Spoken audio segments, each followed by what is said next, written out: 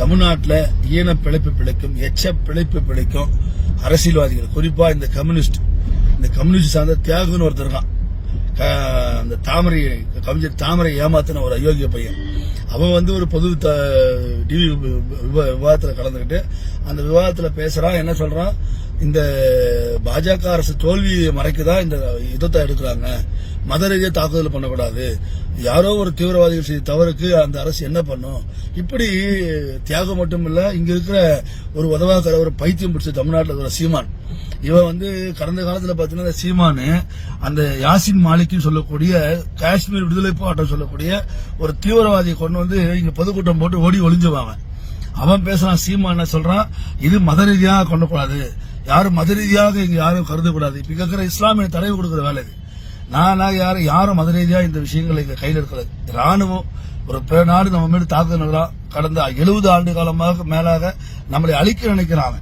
சுதந்திரம் அடைந்த நாளிலிருந்து இனி வரைக்கும் பல்வேறு விதமான தாக்குதல்கள்.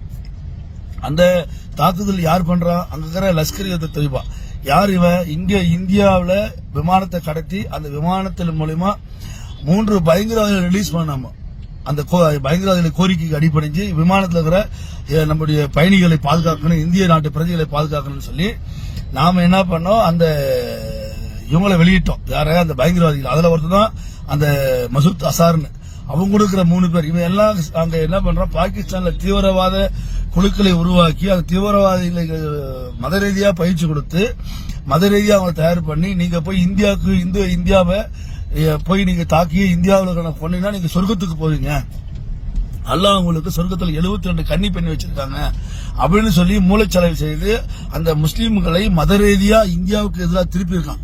இதெல்லாம் இதுக்கு அரசியல்வாதிகள் தெரியுமா? முட்டாள்தனமா பேசினா தமிழ்நாட்டில் இருக்கிற அரசியல்வாதிகள் அப்படியே அவன் நான் கோபத்தில் உச்சிக்கே போக வேண்டியதாகுது. இவன் பேசுற பேச்செல்லாம் தமிழ்நாட்டில் இது வேற எந்த மாநிலத்திலும் இல்லை. இவன் ஒரு கேடு கெட்ட அரசியல்வாதிகள் தமிழ்நாட்டில் நிறைஞ்சிருக்கான்.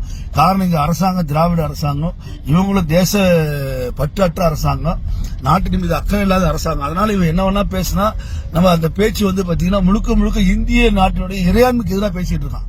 நீங்க மோடியை ஒழிகன்னு சொல்லுங்க, தப்பில்லை. பாஜக ஒழிகன்னு சொல்லுங்க, தப்பில்லை. அது உங்களுடைய கருத்து உரிமை, நீங்க பேசலாம்.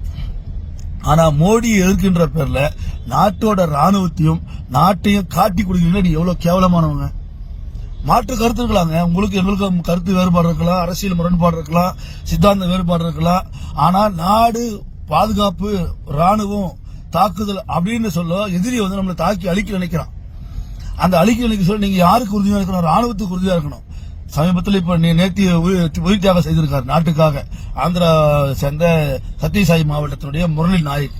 இப்படி இவங்களாம் வீரமரணம் அடைகிறாங்க. அவங்களை நம்ம வணங்கணும், ராணுவத்தை போற்றணும்.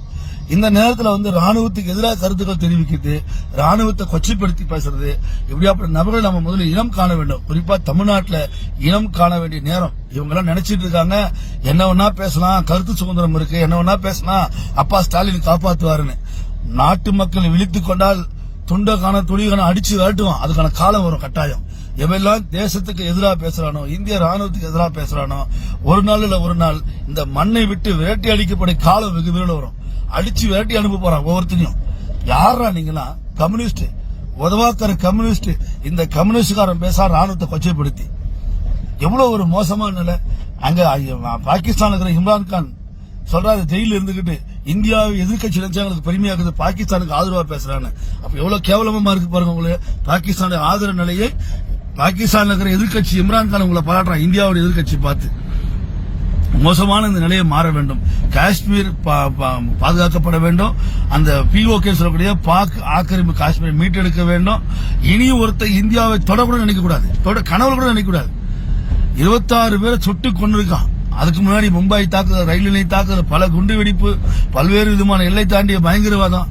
அப்பெல்லாம் என்ன வச்சிருந்தான் இவெல்லாம் வாயில? எவ்வளவு அசிங்கமா பேச வேண்டியது பாருங்க. நான் இந்திய ராணுவத்திற்கு துணை நிற்போம். நன்றி, வணக்கம்.